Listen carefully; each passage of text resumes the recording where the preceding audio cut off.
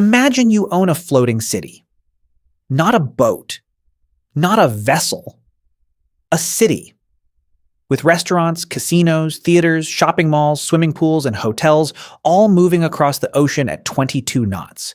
Your city has 6,000 residents. They all paid to be there, and for the next 7 days, they cannot leave. On the surface, a cruise ship looks like the ultimate hospitality business, a luxury hotel that moves itself to new destinations so the guests never get bored. From the inside, it is one of the most operationally complex, financially leveraged, and ruthlessly optimized revenue machines in the global travel industry. And the part that almost nobody understands is this. The cruise ticket, the thing you actually paid for, is not where the cruise line makes its money. The money is made after you board. Here is the economics of owning a cruise ship. Let's start with the number that ends most conversations before they begin. Building a new large cruise ship cost between $500 million and $1.5 billion, depending on size, specification, and the shipyard contracted to build it. Icon of the Seas. Royal Caribbean's newest vessel, launched in 2024, cost approximately $2 billion to construct, making it the most expensive cruise ship ever built. It is also the largest. With a gross tonnage of 250,800, more than 3 times the size of the Titanic, Icon of the Seas carries 7,600 passengers and requires a crew of 2,350 people to operate. That crew-to-passenger ratio is not a luxury. It is a regulatory and operational requirement that directly shapes the economics of every voyage. Then there is the shipyard reality. Only a handful of shipyards in the world are capable of constructing vessels of this size and complexity. Meyer Werft in Germany, Chantier de l'Atlantique in France, Fincantieri in Italy. The concentration of manufacturing capability means that orders must be placed years in advance, often 5 to 7 years before delivery. A cruise line placing an order today for a new vessel is committing capital now for a ship that will not generate a single dollar of revenue until the end of the decade. During that construction period, the shipyard draws down on the contract in staged payments, meaning the cruise line is funding construction progressively while receiving nothing in return. Then there is the financing. No cruise line pays cash for a $1.5 billion ship. These vessels are financed through a combination of export credit agency guarantees, government-backed lending facilities in the shipbuilding countries, and commercial debt. A vessel costing $1 billion might carry $700 million to $800 million in debt at the point of delivery. That debt service begins the moment the ship enters service, and runs regardless of occupancy, regardless of weather, and regardless of whether a global pandemic has just shut down the entire cruise industry. The fundamental economics of a cruise ship begin with one number: occupancy. The cruise industry measures occupancy differently from hotels. Rather than a simple percentage of cabins filled, cruise lines use a metric called passenger load factor, calculated against a baseline of 2 passengers per cabin, regardless of cabin capacity. A ship running at 100% passenger load factor has 2 passengers in every cabin. A ship running at 110%, which is common, and which the industry reports routinely, has more than 2 passengers in many cabins using 3rd and 4th berths. Royal Caribbean reported an average passenger load factor of 107% across its fleet in 2023. This matters enormously for the unit economics. The fixed costs of operating a cruise ship, fuel, crew salaries, port fees, debt service, maintenance, are largely constant regardless of how many passengers are aboard. A ship burning 250 tons of fuel per day burns that fuel whether it carries 3,000 passengers or 5,000. The crew complement required to operate the vessel safely is largely fixed by regulatory requirement regardless of passenger numbers. This means that every additional passenger above the break-even occupancy threshold generates revenue at an extraordinarily high marginal contribution. The break-even occupancy for most large cruise ships sits between 85 and 90% passenger load factor. Below that threshold, the ship loses money on a voyage basis. Above it, each additional passenger contributes almost entirely to margin, This is why cruise lines discount aggressively to fill the last 10% of capacity, because an empty cabin generates zero revenue, while the fixed costs run regardless. A cabin sold at 50% discount still contributes more to covering fixed costs than a cabin left empty. Here is the counterintuitive truth at the center of cruise economics.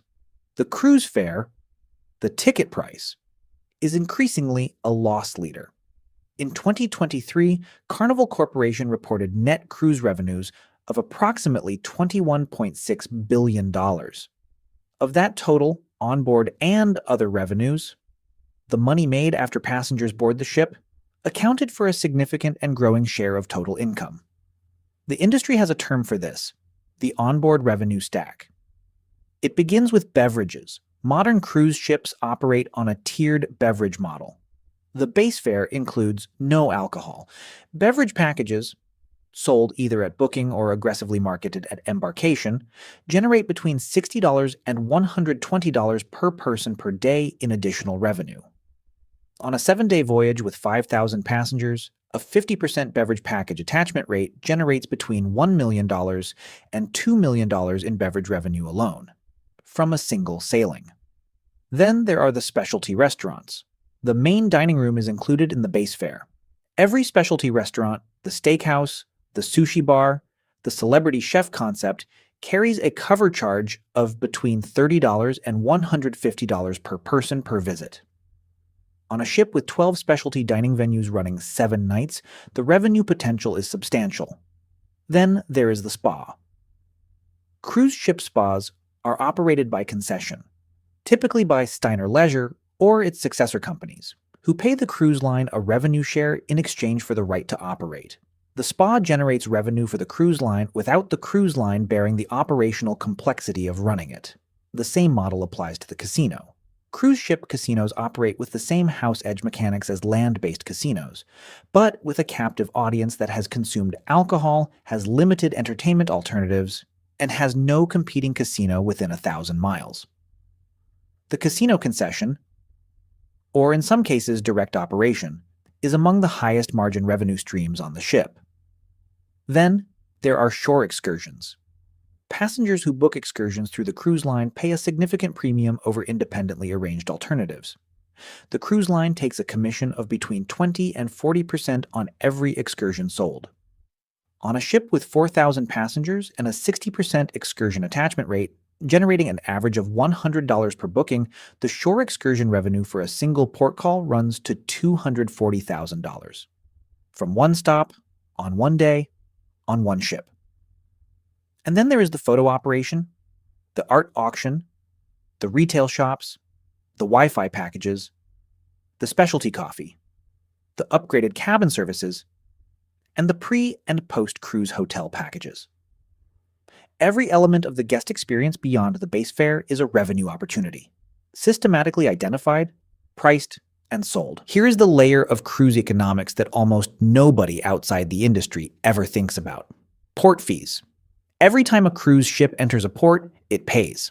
It pays a port dues charge based on the gross tonnage of the vessel. It pays a passenger head tax, a per-person fee charged by the destination, that ranges from $5 to $35 per passenger depending on the port. It pays pilotage fees for the licensed harbor pilots who guide the vessel into berth. It pays berthing fees for the time the ship occupies the dock. It pays waste disposal fees, water supply fees, and in some ports, environmental levy fees charged separately from all of the above. For a large cruise ship making a port call with 5,000 passengers, the total port cost for a single stop can reach $200,000 to $500,000. On a 7-day Caribbean itinerary with 4 port calls, total port costs can run to $1 million to $2 million per voyage. Across a fleet of 30 ships, each making 50 voyages per year, the annual port cost exposure runs into the billions. This is why cruise lines negotiate port agreements with extraordinary intensity. Destinations that want cruise traffic, smaller Caribbean islands, emerging Mediterranean ports, developing Asian markets, compete aggressively for itinerary inclusion by offering favorable fee structures, dedicated terminal access, and infrastructure investment. Destinations that already have more demand than capacity, Nassau, Cozumel, Dubrovnik, charge premium rates and impose passenger caps that limit the number of ships that can call simultaneously. Cruise lines respond to this dynamic by developing their own private destinations. Royal Caribbean's Perfect Day at Coco Cay in the Bahamas. Norwegian Cruise Line's Great Stirrup Cay. MSC Cruises' Ocean Cay Marine Reserve. A private island destination eliminates the port fee entirely, captures 100% of all passenger spending on the island, and creates a proprietary experience that cannot be replicated by a competitor. The economics of a private island call, zero port fees, full revenue capture, brand differentiation are dramatically superior to a commercial port call, which is why every major cruise line is now investing hundreds of millions of dollars in private destination development. Fuel is the single largest operating cost in the cruise industry. A large cruise ship running at full service speed consumes between 150 and 350 tons of marine fuel per day. At current bunker fuel prices of approximately $600 to $700 per ton, a ship consuming 250 tons per day spends between $150,000 and $175,000 on fuel every 24 hours. Over a 7-day voyage, that is $1 million to $1.2 million in fuel cost for a single sailing. Across a fleet of 30 ships operating year-round, annual fuel expenditure runs into the billions. Carnival Corporation reported fuel costs of $3.1 billion in 2023. This is not a cost that can be passed through to passengers in real time. Cruise fares are set months or years in advance. When oil prices spike, as they did in 2022 following Russia's invasion of Ukraine, cruise lines absorb the increase against fares that were locked before the price movement occurred. The industry has developed several mitigation strategies. Fuel surcharge clauses in booking contracts allow cruise lines to pass extraordinary fuel cost increases through to passengers, but only above defined trigger thresholds, and only with significant advance notice. Fuel hedging, forward purchase contracts that lock in fuel prices months in advance, reduces the volatility of fuel cost exposure, but introduces its own risk if prices fall after hedges are placed. Slow steaming. Deliberately reducing vessel speed to cut fuel consumption is the most effective operational lever available. A ship traveling at 18 knots rather than 22 knots can reduce fuel consumption by 30 to 40%, but slow steaming has a cost of its own. Slower passages mean fewer port calls per itinerary, reduced schedule density, and in some cases passenger dissatisfaction with itineraries that offer less destination variety. The fuel problem is further complicated by the regulatory transition to low-sulfur fuels. The International Maritime Organization's 2020 sulfur cap, limiting sulfur content in marine fuel to 0.5% globally, forced the industry to switch from cheap, high-sulfur bunker fuel to significantly more expensive low-sulfur alternatives, or to invest in exhaust gas cleaning systems known as scrubbers. The scrubber investment runs between $2 million and $10 million per vessel, a substantial capital commitment that pays back only over years of fuel cost savings. Let's talk about what runs underneath the revenue. Crew costs are the second largest operating expense after fuel. A large cruise ship carrying 2,000 to 2,500 crew members, from officers and engineers to cabin stewards and entertainment staff, has an annual crew cost that runs into the hundreds of millions of dollars. The cruise industry manages crew costs through a global recruitment model that draws heavily from lower-wage economies. The Philippines, India, Indonesia, Eastern Europe, for service and hospitality roles, while sourcing officers and technical staff from traditional maritime nations. This model is not without controversy, but it is what makes the labor economics of cruise ships structurally different from land-based hospitality at comparable service levels. Maintenance is the third major cost. A cruise ship requires dry docking, removal from service for comprehensive inspection, maintenance, and regulatory compliance, approximately every 5 years under International Maritime Organization conventions. A dry docking for a large vessel takes between 4 and 8 weeks and costs between $20 million and $60 million depending on the scope of work required.